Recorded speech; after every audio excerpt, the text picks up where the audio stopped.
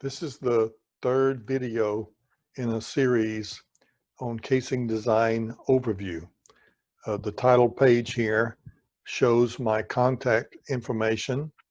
It also shows a link to the notes that I will be using to do this overview that are placed on Google Drive. I highly encourage you to print out the notes and follow along in this particular video as we look at casing design examples so that you can easily follow along on the notes. You can download them and then print them out so you can follow along really easily. I've said before, a prerequisite to casing design is to be able to understand the concepts of overburden, pore pressure, and fracture pressure, which I have previously done a video on and posted on YouTube. The link to the YouTube video as well as the notes for that review are listed there on the title page as well. In this video, we're going to, which is session 3, we're going to review some casing design examples using the criteria that I described in session 2. We're going to review pressure testing of casing during the execution of drilling a well. And then I'm going to end the session with buckling considerations and ways that we can mitigate buckling on our wells. It's very important.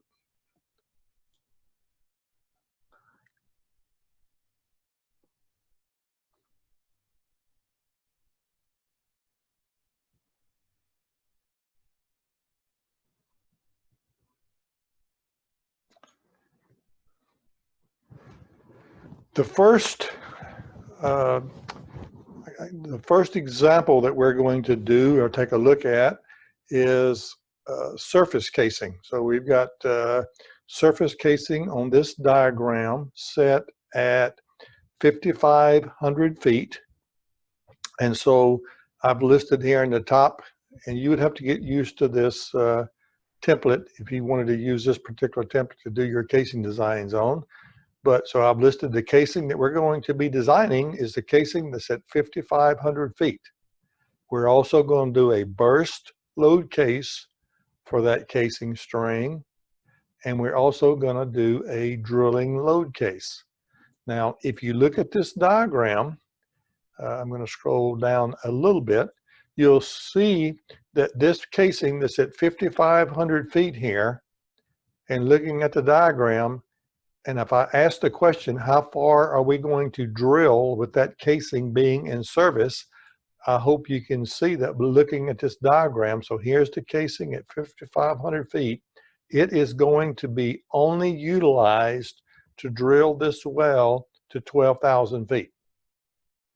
Once we drill to 12,000 feet, we run this intermediate casing string here, which covers up this surface casing. So once we get to 12,000 feet and we run this intermediate string of casing, it is as though you can take a pencil and erase this string of casing. It's no longer in service and it's not really doing anything. It's a backup to this casing string, but it's not in service anymore. So the deepest depth that this casing string at 5,500 feet is in service, based on this diagram, is to drill to 12,000 feet. So the way we're going to start is we're going to do a casing design. We're going to use the criteria, and it's really kind of a reverse well control process. We're going to start with what is the bottom hole pressure in the wellbore at 12,000 feet. So at 12,000 feet, we're going to start with the fact that the bottom hole pressure inside the wellbore at that depth is the pore pressure. So the pore pressure, if you look on the diagram over here, is 11.8 pounds per gallon. So using 11.8 pounds per gallon as the pressure at 12,000 feet, we calculate a pressure inside the wellbore at 12,000 feet. In this case, it's 7,363 PSI. I failed to explain, but the way the convention that I use, just so you get used to this, is that the pressure at any depth, I put a rectangular outline around it. If I calculate a hydrostatic pressure, I put an oval around it. A differential pressure that we calculate on this diagram, I'll put a diamond around it. And then I put a hexagonal outline if it's a design load. So that's the way, the convention that I just used, just to keep it simple. So if we start with the first pressure on number 1 at the TD of that whole section, which is 7,363 PSI, and then based on the criteria, if we calculate the percent of production fluid, knowing that we interpolate between 5,000 feet in which there's 100% production fluid and 15,000 feet in which there's 50% production fluid. So if we interpolate between 5,000 feet and 15,000 feet for 12,000 feet, we get that the percent production fluid is 65%. So 65% of 12,000 feet is 7,800. So that means our mud level, and it's just based on criteria. You can't derive this. You have to just accept it. So based on the criteria, we've gotten into a well-controlled event for whatever reason, and we have ended up with the top 7,800 feet of our wellbore full of gas. Now, in this case, for this particular example, our pore pressure is only 11.8 pounds per gallon. And I have already described that if our mud weight or pressure regime in pounds per gallon is less than 13 pounds per gallon, then we use 0.1 psi per foot as the gas gradient, which is essentially about 2 pounds per gallon. So we use 0.1 psi per foot for this example. So then the next calculation that I will do is calculate the hydrostatic pressure of the mud between 12,000 feet up to the mud level. So above 7,800 feet, we have gas. So that's just gas, which is 0.1 psi per foot. Below 7,800 feet, we have mud. And the mud that's in this wellbore is the mud that's shown on the diagram. So when we TD this well, we have 12.2 pounds per gallon mud is what our intentions are. And we're in an 11.8 pound per gallon environment. Many people will ask the question, well, that doesn't seem right. If we have 12.2 pounds per gallon mud and we have 11.8 pound per gallon pore pressure, then we should not end up with a condition like this. But we don't know how it happens. We could have swabbed the well in. So we could swab the well in and induce a well-controlled incident. We still have 12.2 pound per gallon mud in the well and end up with 7,800 foot of gas. It's just a severe criteria that we use for doing this well-controlled work. So if I calculate the hydrostatic pressure between 12,000 feet up to 7,800 feet with this 12.2 pound per gallon mud, it's 2,664 PSI. So we just subtract hydrostatic pressures as we come up the hole on the inside to get the pressure on the inside of the wellbore at any depth.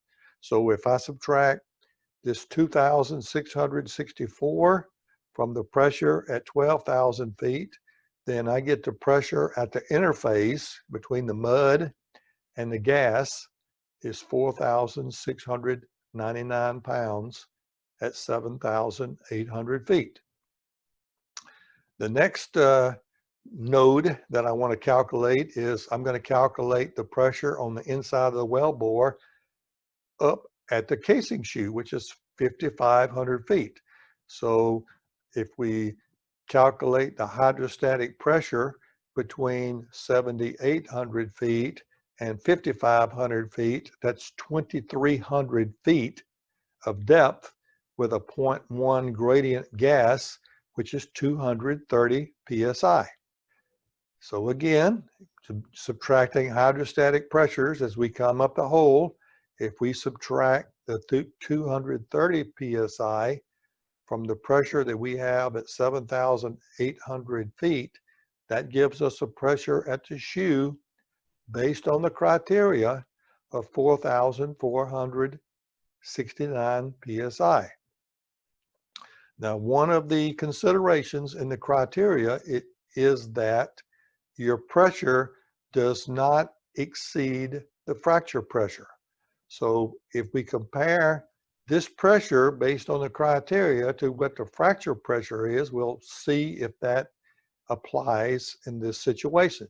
So if we calculate the fracture pressure at 5,500 feet, the fracture gradient is 13.8 pounds per gallon on the diagram here at 5,500 feet. And if we calculate that pressure, we get a pressure at the bottom of the casing based on fracture pressure of 3,947 psi. So in this case, our pressure is going to be limited to the fracture pressure since it is a pressure that is less than the pressure based on the criteria. We cannot physically get a pressure while we drill in this hole section higher than the fracture pressure at the shoe. The shoe will break down before we get to 4,469 pounds simply because the earth cannot hold a pressure higher than 3,947 psi. So now we're going to just use this figure and continue coming up the hole and see what our value is as we get up to the top of the wellbore. And again, we're going to subtract the hydrostatic pressure between 5,500 feet to the surface, which is 5,500 feet times this 0.1 gas gradient, 0.1 psi per foot, which would give us 550 psi hydrostatic pressure of gas.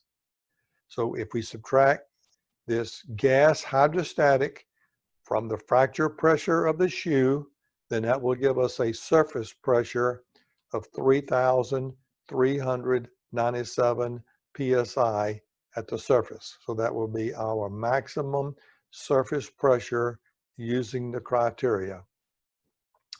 Now, I will go ahead and calculate the pressures on the outside of the casing. So on the outside of the casing, as I've described, since we're calculating a burst pressure, we're going to use pore pressure on the outside. So it's going to be obvious that the pressure at the top of the wellbore on the outside of the casing is going to be zero. Zero depth times any gradient is going to be zero. And then at 5,500 feet, we're using the pore pressure on the diagram, which is 9 pounds per gallon is the pore pressure on the backside. So 9 pounds times 0.052 times 5,500 feet is 2574. So we've got our pressures now, and we can go down to the bottom and calculate the differential pressure. So if we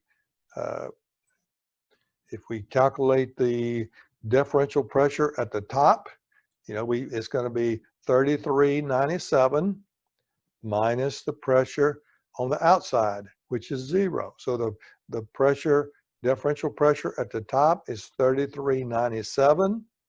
The differential pressure at 5,500 feet is this 3947, which is the fracture pressure, minus the pressure which is on the outside, which is 2574, and that gives us a differential pressure at the bottom of the shoe of 1,373 psi.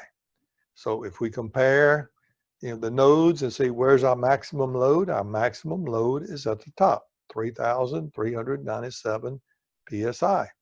So our design pressure then is going to be 3,397, this maximum pressure, times our design factor, which is 1.1. And that gives us a design load of 3,737 PSI. So once we've got that number, then we choose a casing string that will comply with this pressure. And using common grades, I just put a chart here with one particular weight. You can look at common grades would be K55 has a rating of 3450, which is too low. That's not sufficient. So that's not K55 would not be sufficient for this particular case. But if we looked at, say, N80, which would be another grade, N80 has a burst rating of over 5,000 PSI, which would comply, and that would be sufficient. So that's how we do the casing design, and that's also how this is a burst case, and it's a drilling node case. So that casing is only being used to drill the well to 12,000 feet in this particular example. Okay, the next example we're going to do is the intermediate casing string. So on this diagram, the intermediate casing is shown here at 12,000 feet. So we're going to design this casing that is set at 12,000 feet. We're also going to do a burst load case for it.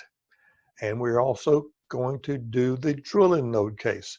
Now, if you look at this diagram of this casing that's set at 12,000 feet, and I ask the question, how deep are we going to be drilling this well with this casing in service? And I hope you realize and see that that casing is going to be in service until we get to 20,000 feet. We will be drilling from 12,000 feet to 15,000 feet and then setting a drilling liner. And then we will drill below this drilling liner to a depth of 17,500 feet, setting another drilling liner. And then we will continue drilling below that drilling liner to 20,000 feet. And that's all true. But if we were to take a kick on this well anywhere between 12,000 feet and 20,000 feet, we are going to have that well control load on the inside of this casing. So since this casing is going to be subjected to whatever well control event we have between 12,000 feet and 20,000 feet, then the depth that this casing is going to be in service is going to be in service to 20,000 feet. All right. So we're going to do the same thing that we did before. We're going to start off for this example with what is the, I call it, what is the maximum pressure that we're going to have at TD. So if you look at our information that we're given, the pore pressure at 20,000 feet is 16.4 pounds per gallon. So we can calculate the pressure that we are going to encounter at 20,000 feet, which is going to be 17,056 PSI. The next thing we can do is draw a line where our fluid level is based on the criteria. Since this well is below 15,000 feet, we don't really have to do any calculations because the criteria says greater than 15,000 feet, we have a 50% production fluids in the wellbore.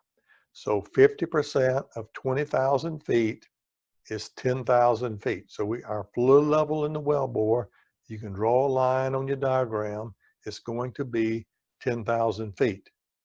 And then another piece of information that we're going to have to use is the fact that our mud weight down here at TD is greater than 13 pounds per gallon. In fact, as a matter of fact, it's 16.8 pounds per gallon, and therefore our production fluid is going to be 0.12 psi per foot, which is about 2.4 pounds per gallon.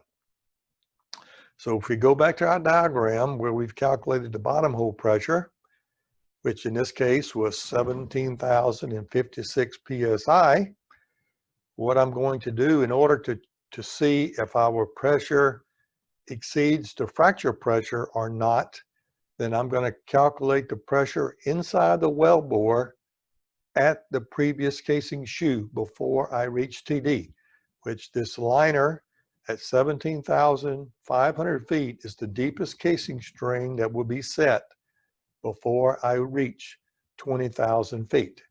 So there's 2,500 feet of mud in this wellbore, which is 16.8 pounds per gallon, which has a hydrostatic pressure of 2,184 psi, which gives me a pressure inside the wellbore based on the criteria of 14,872 psi.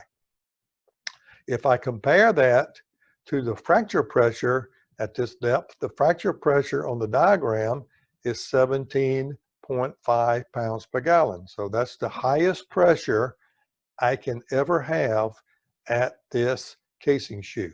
So that fracture pressure is equal to 15,925 psi. So the fracture pressure is higher than the pressure that I would have at the casing shoe based on the criteria.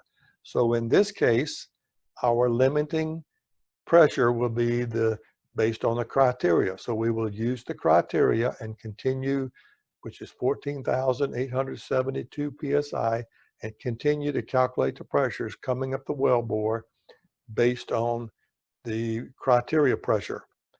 So now we can go ahead and calculate the pressure at the casing shoe. So between 17,500 feet and 12,000 feet, we have 5,500 feet of mud in the still in the wellbore. So this 5,500 feet of mud between 17,500 feet and 12,000 feet has a hydrostatic pressure of 4,805 psi.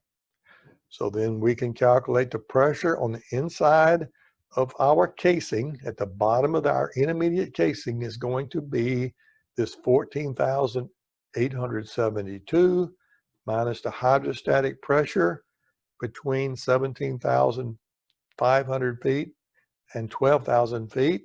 And that gives us a pressure at the bottom of our intermediate casing shoe of 10,067 psi. We can then again go ahead and calculate the hydrostatic pressure. We still have remaining 2,000 foot mud column between 12,000 feet and our fluid level in the well, which is at 10,000 feet.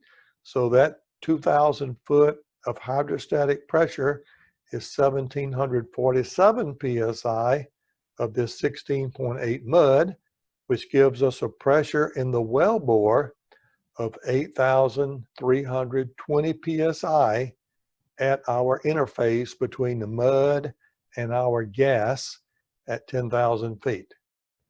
So then we can calculate the hydrostatic pressure above 10,000 feet. So between 10,000 feet and the surface, we've got 10,000 feet of gas that has a gradient of 0.12.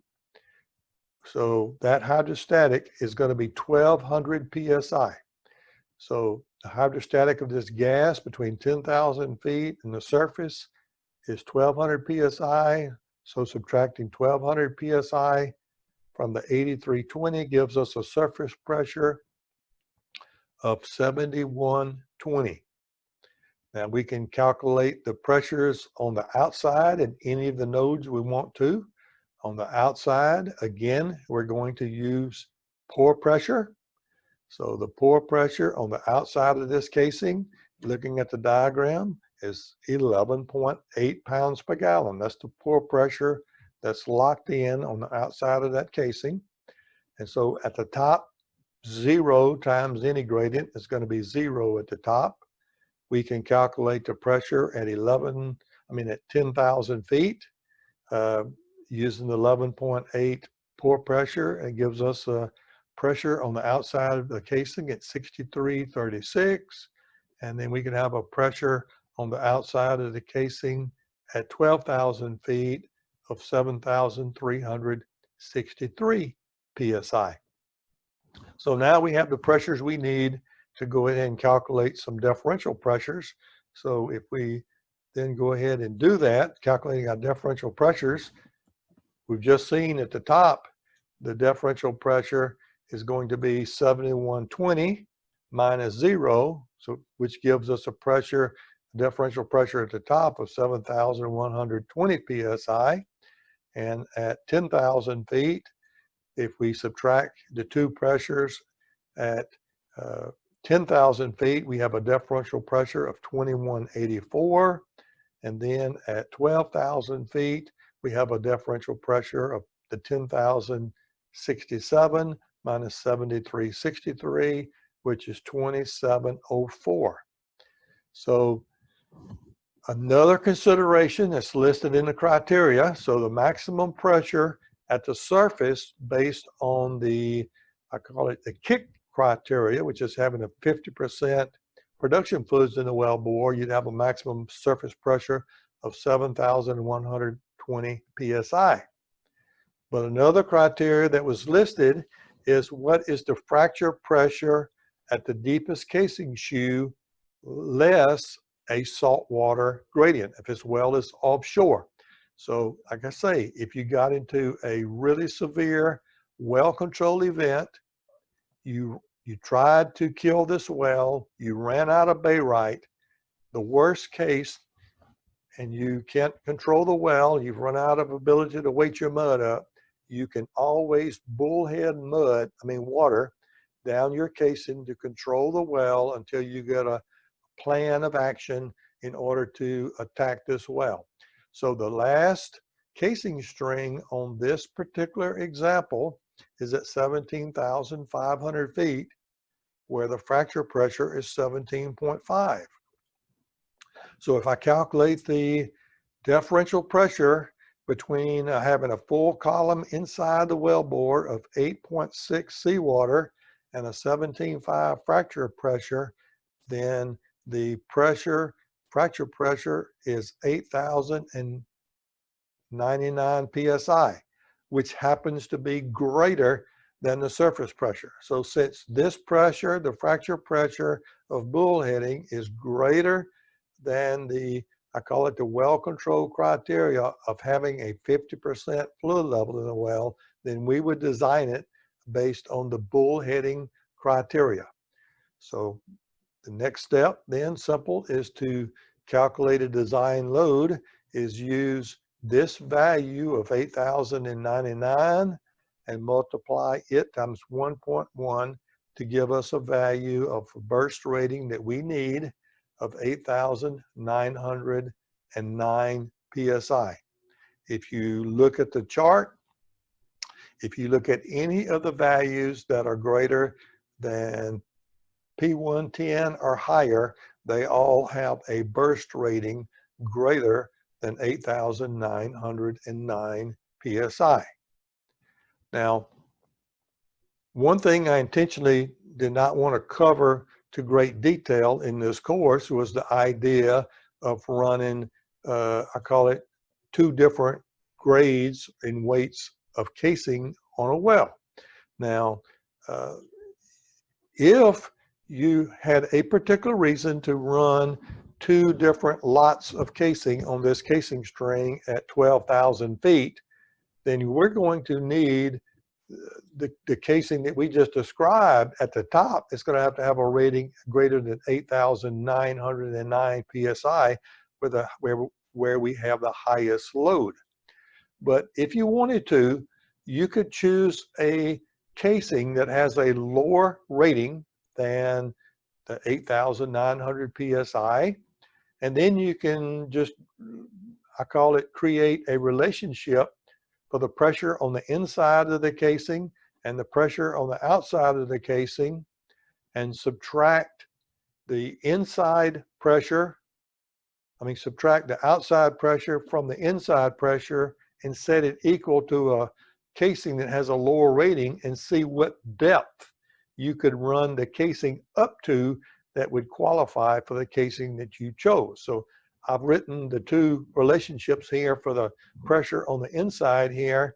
So based on the well control criteria, we can write a relationship that the pressure on the inside above 10,000 feet is equal to the 8320 minus the hydrostatic of the gas above it, and that's going to be the pressure on the inside all the way up to the top. Likewise, we also can write a relationship on the inside based on the bullhead criteria that the pressure is going to be this 8,999 psi at the top less a hydrostatic of seawater going down in the inside.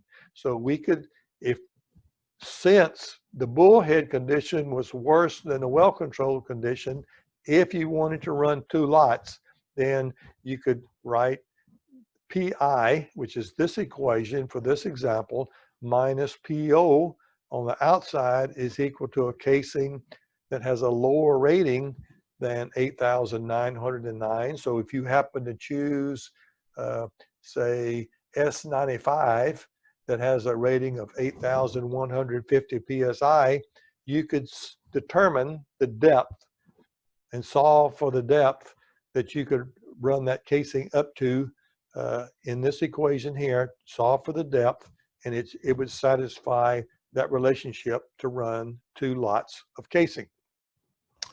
Now, I will say this is a very general statement, and so don't take it as absolute truth, but in general, we are paying for weight of steel.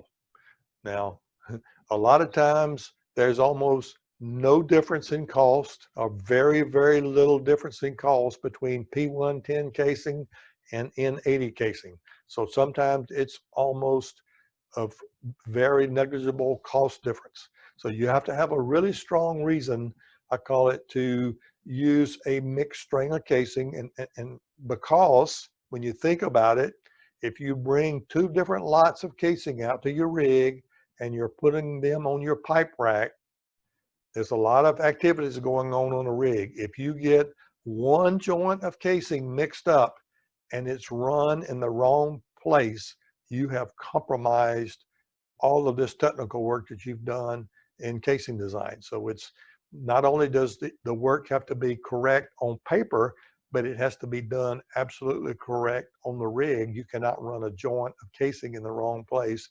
And if that mistake is made, then you've kind of compromised your casing design. But most often today, we don't run, I call it mixed lots, unless we have a really, really good valid reason. And then you have to make sure, you put the casing in the right order on the pipe rack and you don't make that mistake. The next example I'm going to do is I'm going to use the same casing string, and I'm going to do a load case as though it was a production load case. So one of the things you need if a casing string is going to be a production load case is that you'll have to choose or plan around a completion fluid weight. So for this example, we're doing a load case on the same casing string that's set at 12,000 feet. We're doing a burst load case on it. And then we're also going to use the production load case criteria.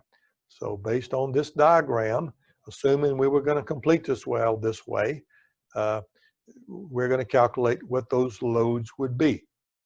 Okay, again, we're going to start at the bottom of the well again. So starting at the bottom of the well, since this is a production load case, it is 100% production fluid in the well. There is no fluid level in the well inside the production tubing.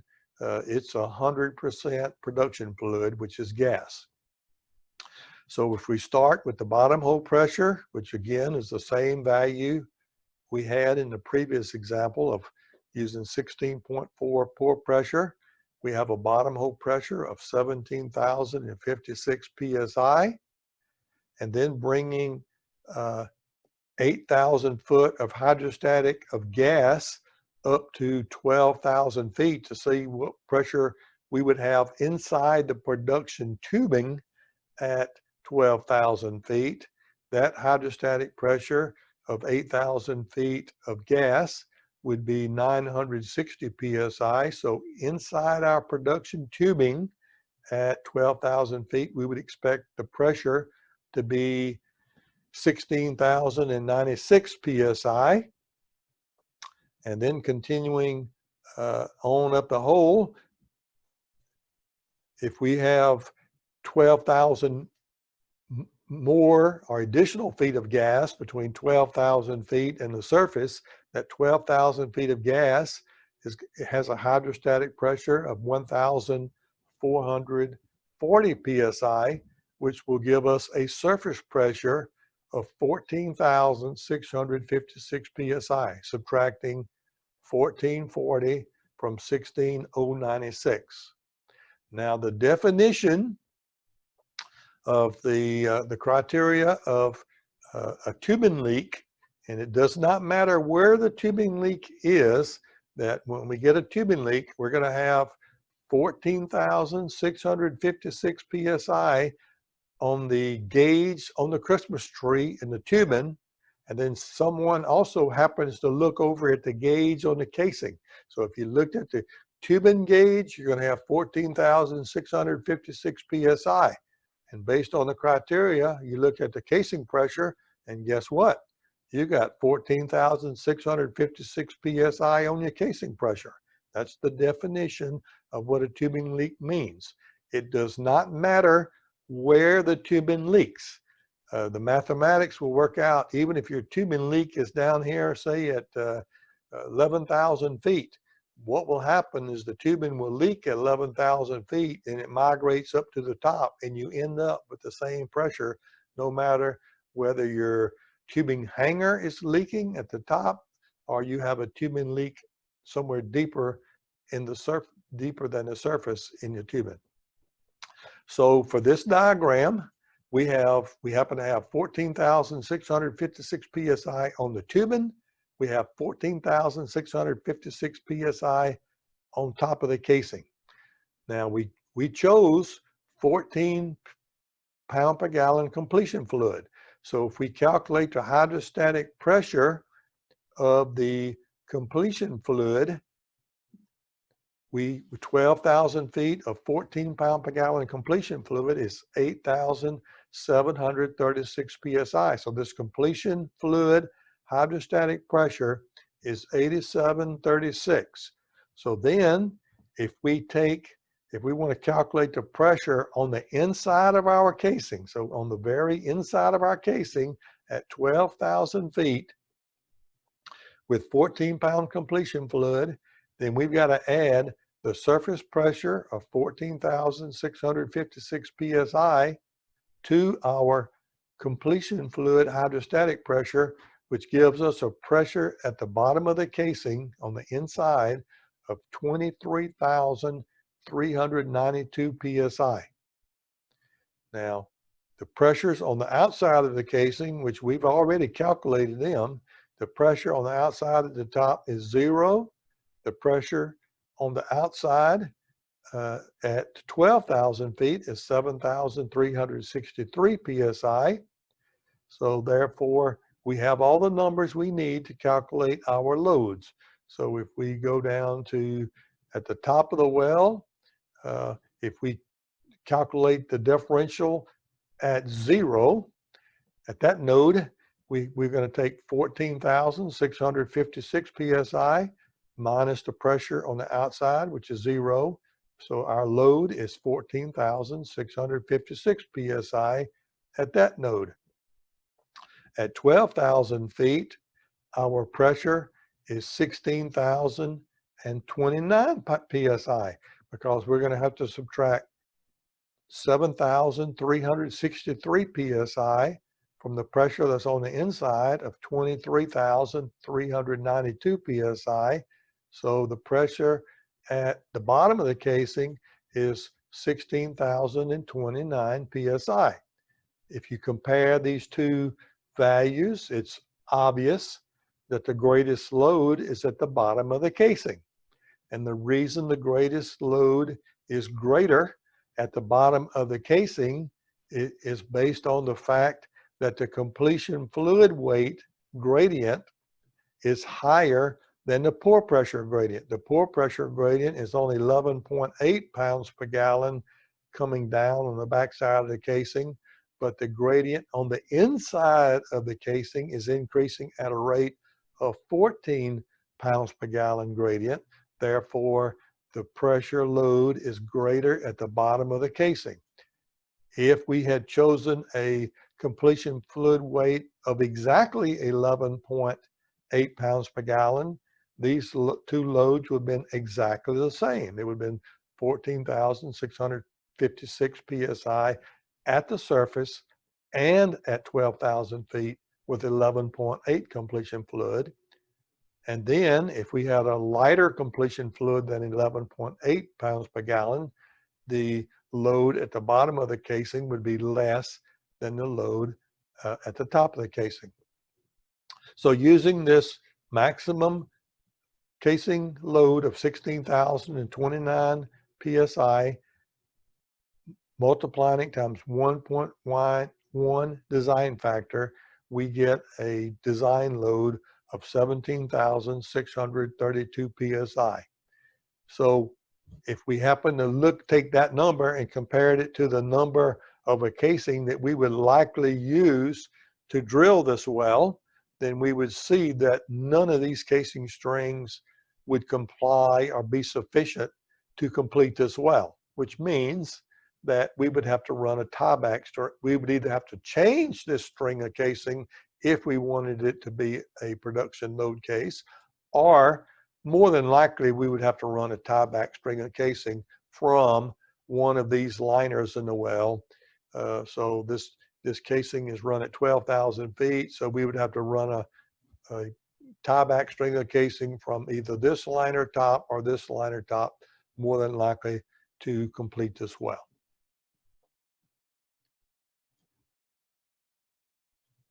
Okay, the next example I'm going to do is going to be I call it maybe a simpler example. It's just going to be a production load for production casing. So we have production casing on this wellbore diagram, so it's a little bit different. It's only drilling the well to 12,000 feet. The pore pressure is 9.2 pounds per gallon, and the mud weight is 9.6 pounds per gallon. And so we're going to do a production load case for it.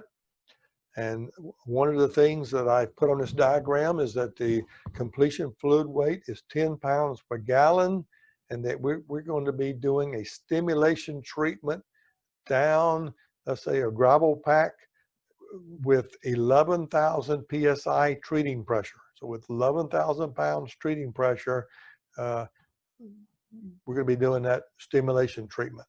So if we do this starting at the bottom of the hole, borehole, the bottom hole pressure based on this 9.2 pounds per gallon is 5740. And then if I calculate the hydrostatic pressure at the top based on above this, coming all the way up to the top, the gas hydrostatic pressure is 0.1 psi per foot. So it's 1,200 psi hydrostatic pressure between the bottom and the top, which gives us a surface pressure of 4,540 psi. Again, if we get a tubing leak, doesn't matter where it is, we end up with 4,540 psi on the tubing and on the casing. In this case, I've chosen 10 pounds per gallon completion fluid weight, and we can calculate the hydrostatic pressure of this 10 pound per gallon completion fluid down to the packer, which is at 11,500 feet. That hydrostatic pressure is 5980. So that gives us a pressure on the inside of the casing at this depth based on the surface pressure of 4540 plus the completion fluid weight of 10,520 psi.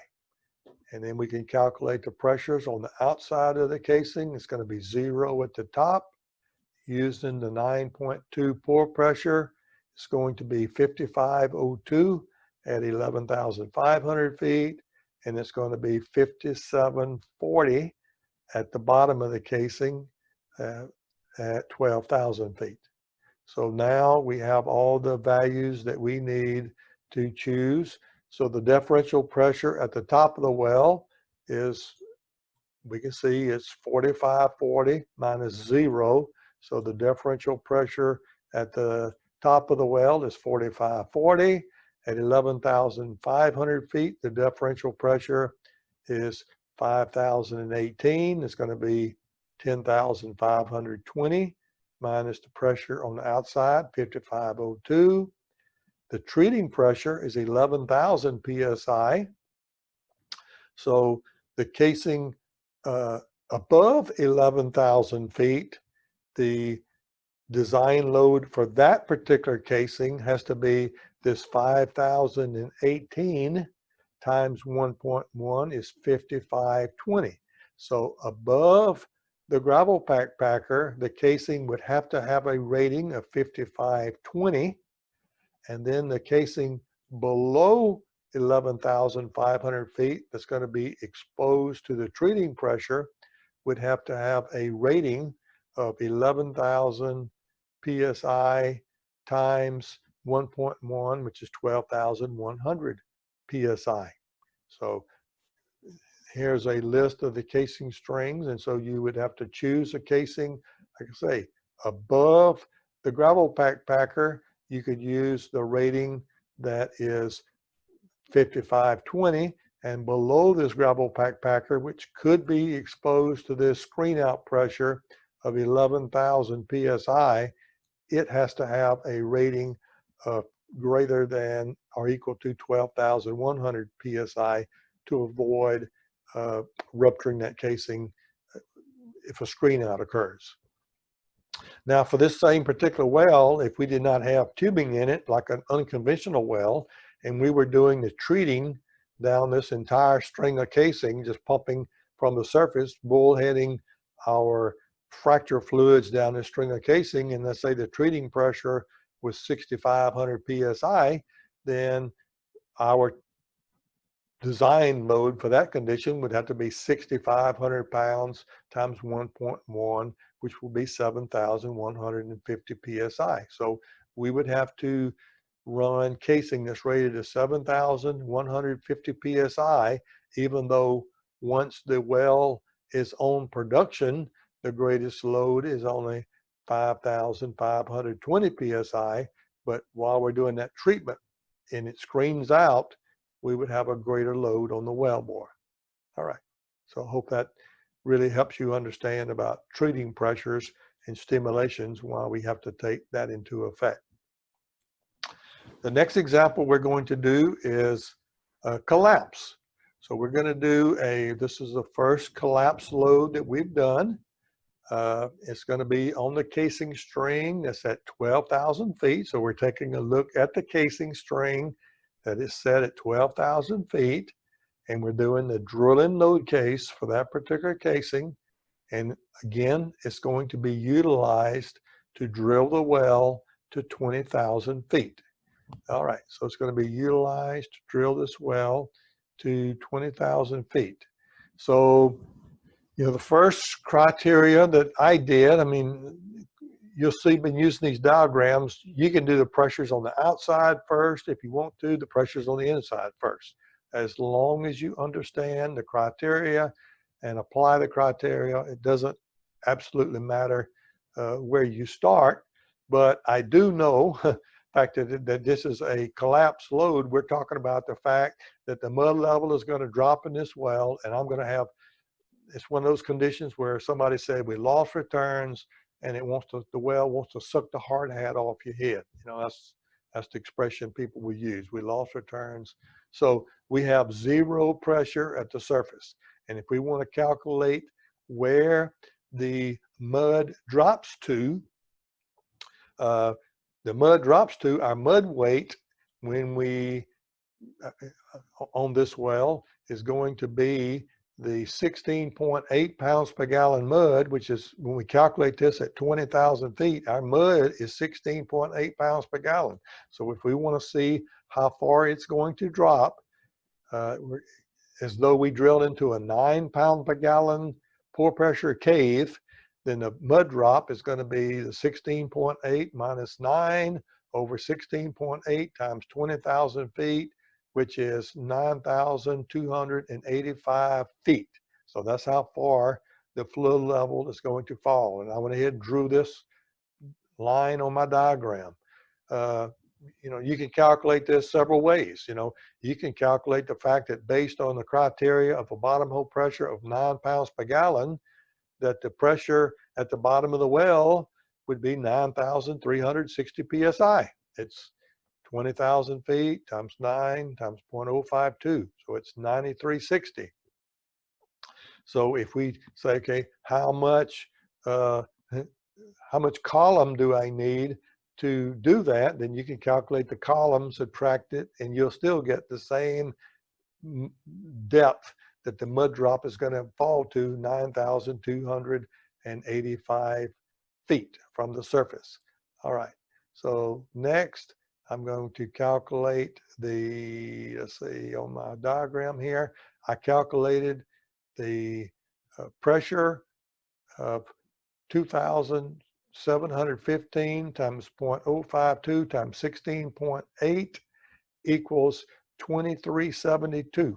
So the pressure, I have a 2,715 feet column between 9,285 and 12,000 feet. So I'm calculating what the pressure is here at the bottom. We do already know that the pressure at the flow level is 0 and the pressure at the surface is 0. So we've got a 0 pressure at the surface. We've got 0 pressure where the flow level is. And we left, after the fluid has fallen, we've got a hydrostatic column here that's 2,715 feet tall, gives us a pressure on the inside of 2,372 psi. On the outside of the casing, again, I'll say this again, we're going to use mud weight. When we're calculating collapse, we use mud weights on the outside of the casing. When we're calculating burst ratings, we use pore pressure.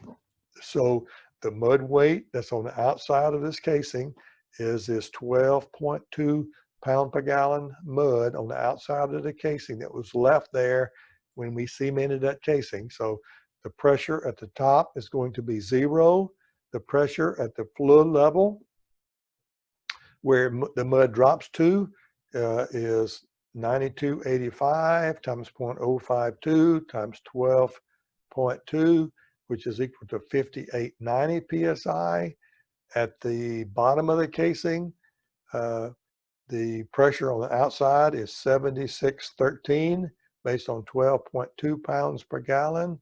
And then based on that, we can calculate the differential at the top is 0. We have 0 on both sides. At 9,285 feet, we can calculate here, we can calculate the pressure on take the differential pressure is 5,890 minus 0. So it's 5,890 at the interface. And then at 12,000 feet, the differential pressure is 7613 minus 2372 is 5240. So therefore, the greatest load is where the fluid drops to. Our greatest load case is at 5,890.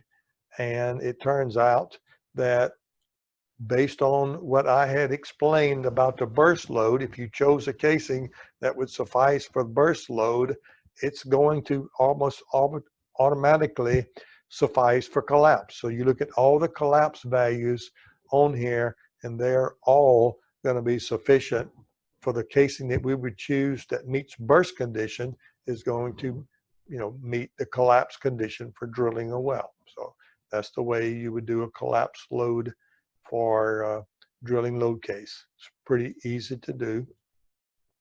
Now the last example that we're going to take a look at is tension load. So the example I'm doing here is for the casing that's set at 12,000 feet. It's the same intermediate casing string. We're looking at tension for that casing, and it's going to be both a drilling and a production load case for that, and it's being drilled to 20,000 feet. So, the casing air weight, based on if we chose this 71.8 pound per foot casing for burst, the air weight of that casing would be 861,600 pounds. And if we chose an overpull of 200,000 pounds, then that would be a total weight of 1,061,600 pounds. So the design load, if we wanted to have a 1.6 safety factor, would be a 1.6 times this, which is right at 1.7 million pounds. And if you come over here and you look at the yield strength of the pipe that we would typically use chosen for burst, many of these are over 2 million pounds. So they're up in the extremely high, close to 2 million pounds or over 2 million pounds. So generally speaking, on intermediate casing strings, tension is almost never a problem. But I did mention the fact that you might want to take into consideration if you're going to hang off drill pipe and pressure up on top of a casing with a storm packer in an evacuation condition, you might want to use a higher number of overpull based on that load of hanging off drill pipe and then pressuring up on top of a storm packer. Okay. Now we're going to take a look at pressure testing of casing during execution. As I stated in the notes, normally pressure testing is not a design condition, but it's really a limitation. Based on what I've described, let's say given the intermediate casing is at 14,000 feet and is rated to 10,000 PSI. Let's just say for fun, we chose a casing that has an exact rating of 10,000 PSI. Calculate the casing test pressures as each casing string is run from intermediate casing to TD. Given that our normal limitation that we use in planning and execution wells on our procedures is 70%. So 70% of 10,000 PSI rating would be 7,000 pound differential. So I would encourage you to pause and use your diagram and calculate your test pressures based on your diagram and the fact that your casing was rated to 10,000 PSI.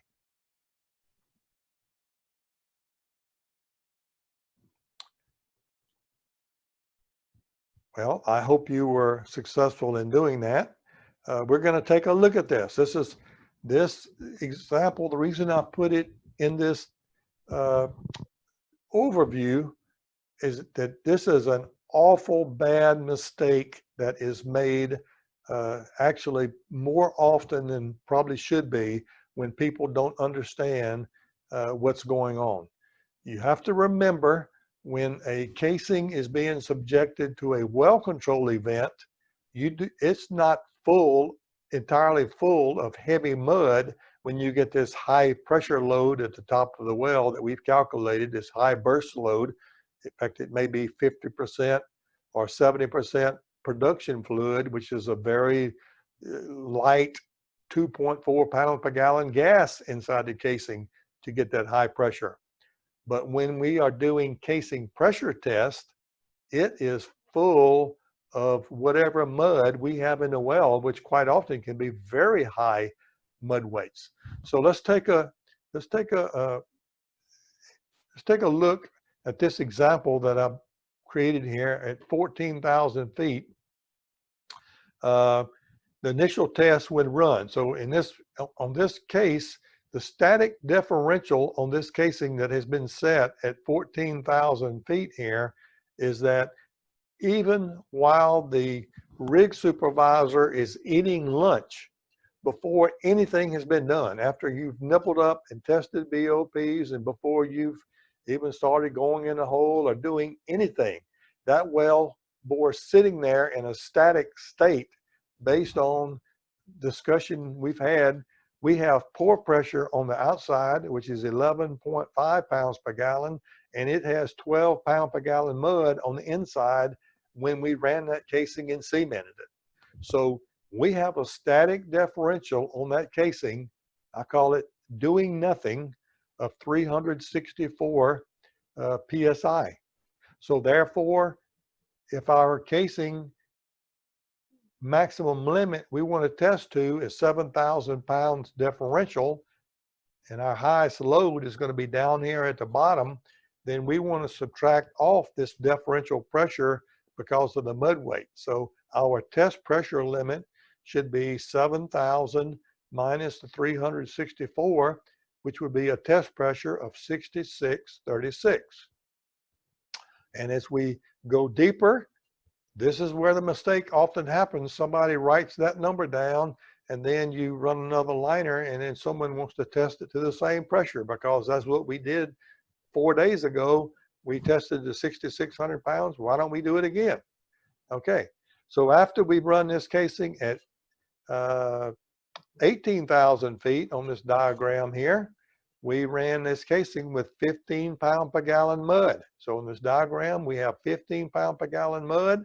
The pore pressure on the outside of this casing that we ran at 14,000 feet does not change. It's 11.5 pounds per gallon, never changes.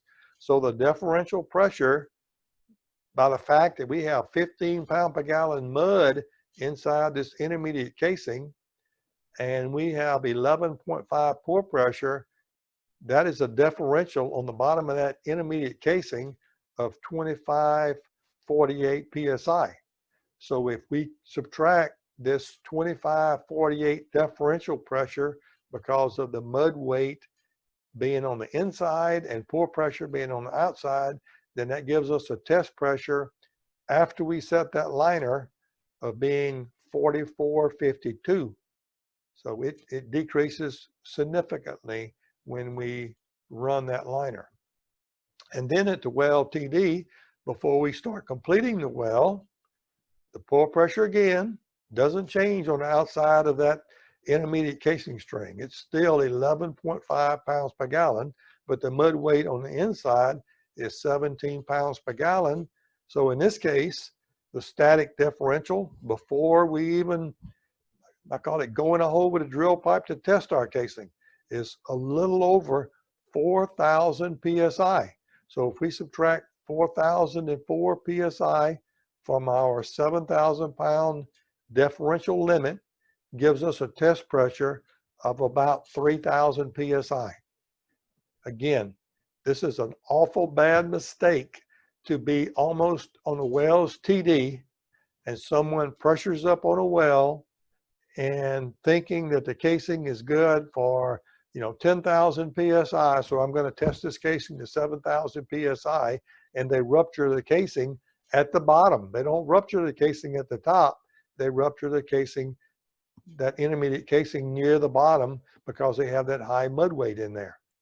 Now, if because of either your company desire or because of regulations, you wanted to test that casing to a higher pressure before you started completing this well, let's just say you wanted to test this casing to 5,000 PSI, at least the upper part of that casing to 5,000 pounds, what you can do is run a squeeze tool in the well and set it and isolate the bottom of the casing. So you might go in a hole with a squeeze tool to say to halfway in a hole, 7,000 feet, and you isolate the casing between 7,000 feet and 14,000 feet, and you actually test the casing between 0 and 7,000 feet above a squeeze tool, and you avoid putting any pressure on the casing between 7,000 feet and 14,000 feet. So that's a very common way that we can test casings in segments if we want to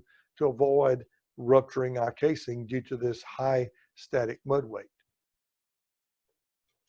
So it's a real important principle, and people should check this on procedures because procedures get written, passed around, and it's easy for this to happen in a real world.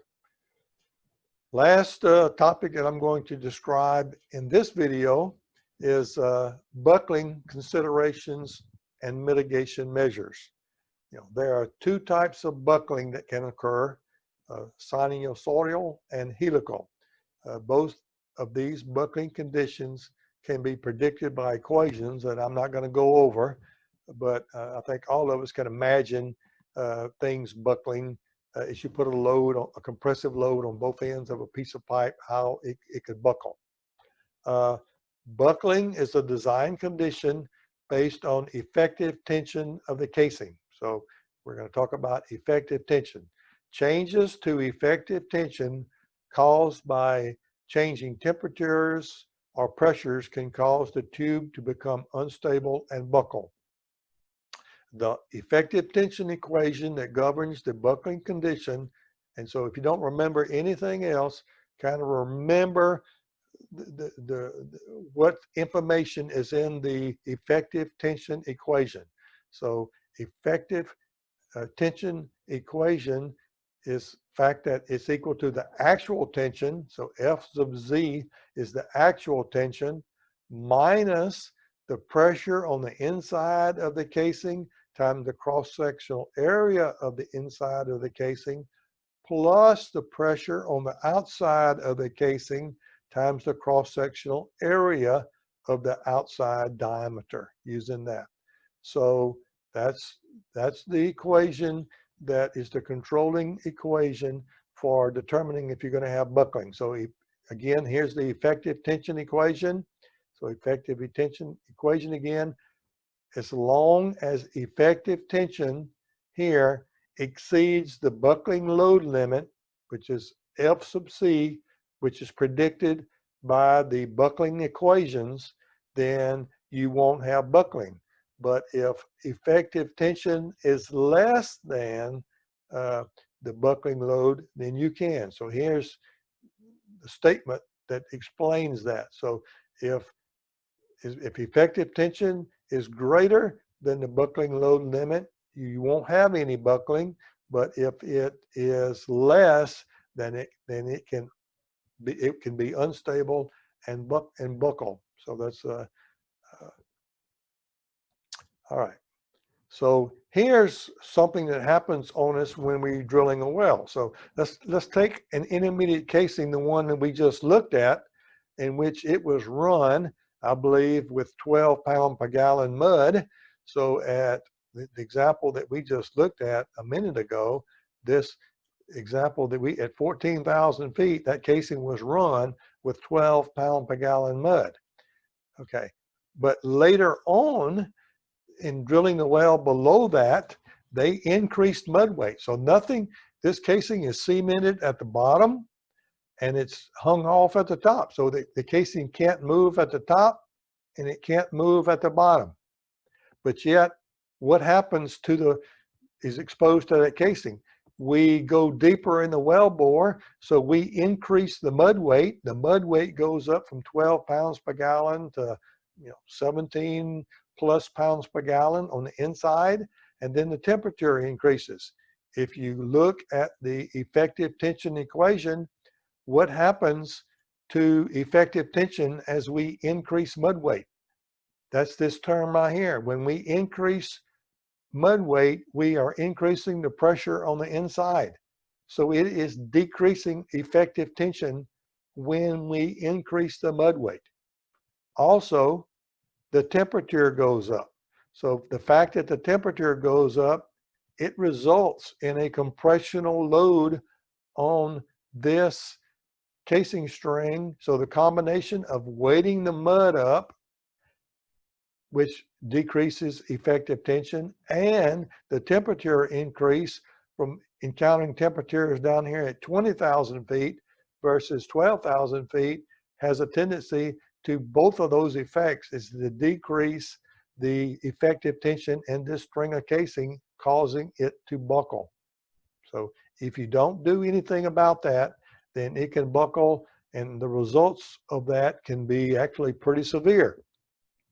You can end up with higher torque and drag from the drill string. So if that intermediate casing string buckles where it's not cemented, it can end up inducing high torque and drag on your drill string. You can induce high casing wear or even potential holes in your casing. It can even result in drilling inefficiency by the fact that you may have difficulty getting effective weight on the bit because you're getting so much drag on the drill string because your casing is buckled. It's hard to get the weight down on the bottom of the hole. And it also can cause difficulty sliding with the directional assembly just due to the drag. So all those conditions can be pretty severe. It's fairly easy to mitigate, and I'm going to give you, you can calculate these numbers, but once you do it once or twice, you'll probably get an answer, and you'll do more or less what I'm going to describe as suggestions or considerations.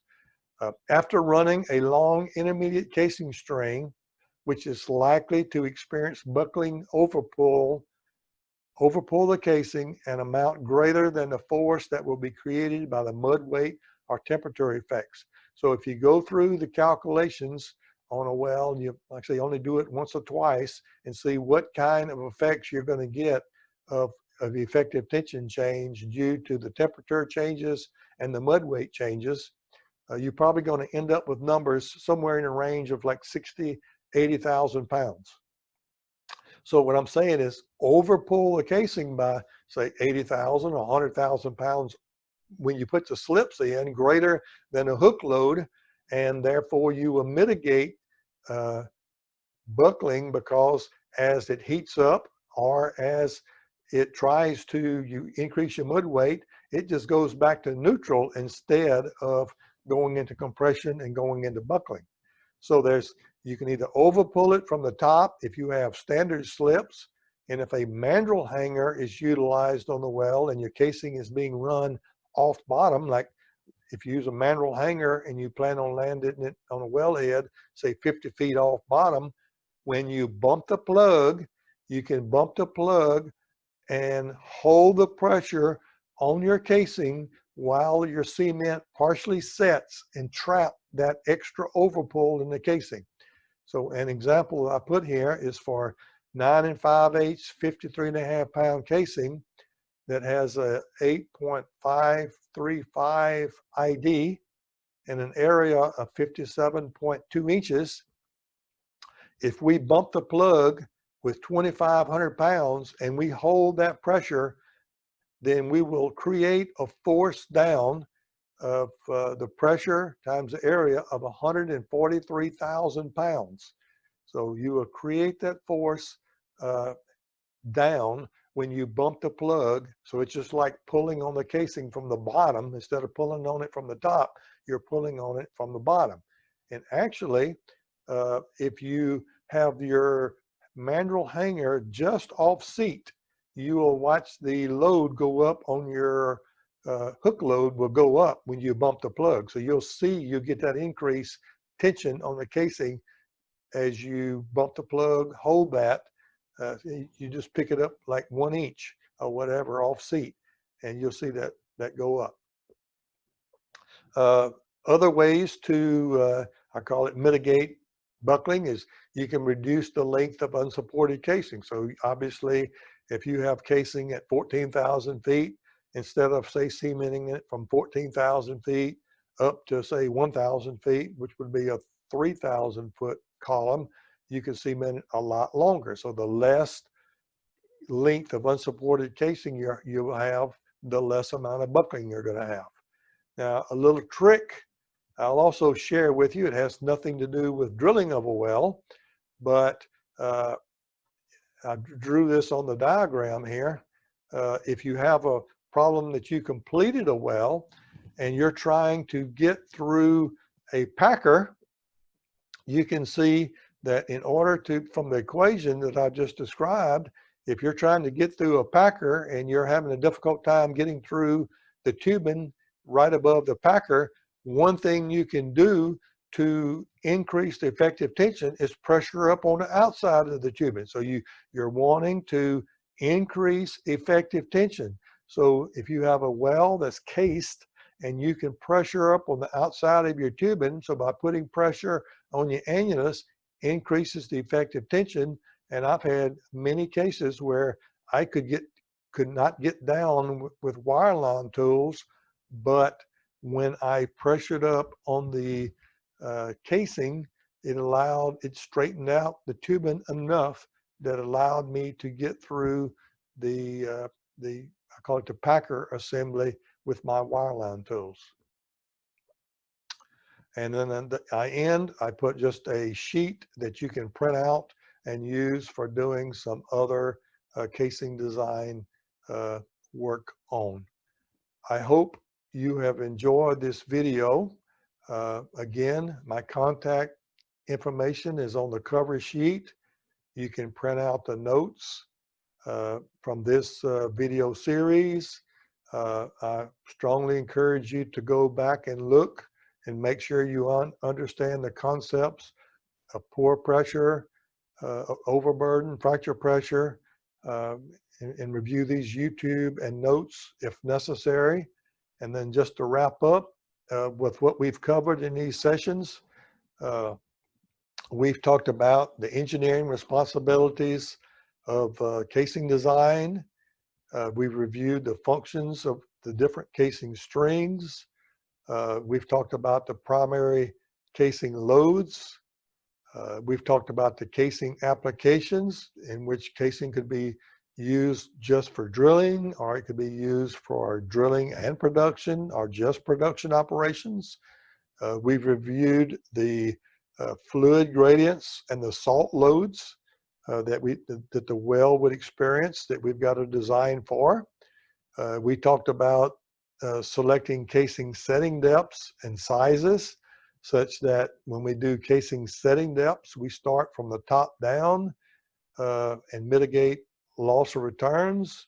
But then when we choose sizes, we do it from the bottom up. We start with the size that we need for completion, and then we increase sizes of casing going up as necessary.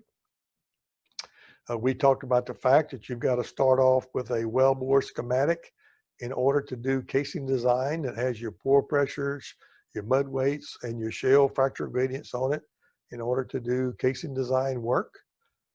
We've discussed casing manufacturing and properties and casing connections. We've reviewed the design equations. We've reviewed casing design criteria and how to apply them and why they are important. We've discussed safety factors that are used in doing casing design.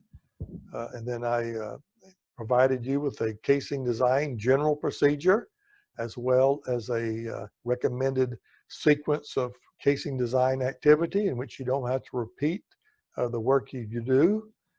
In this video, we have just reviewed quite a few casing design examples of burst and collapse and tension loads to just for your information as examples. And then we reviewed the importance of understanding pressure testing of casing during the execution of drilling a well. And then we've ended this particular video with buckling considerations and mitigation measures to avoid buckling. So I hope you've enjoyed these series on casing design overview, and I wish you good luck in your drilling. And if you have any questions, don't hesitate to contact me. I enjoy sharing information with others to help keep anyone else from making a mistake that I made early in my career. So good luck in your drilling operations. Thank you.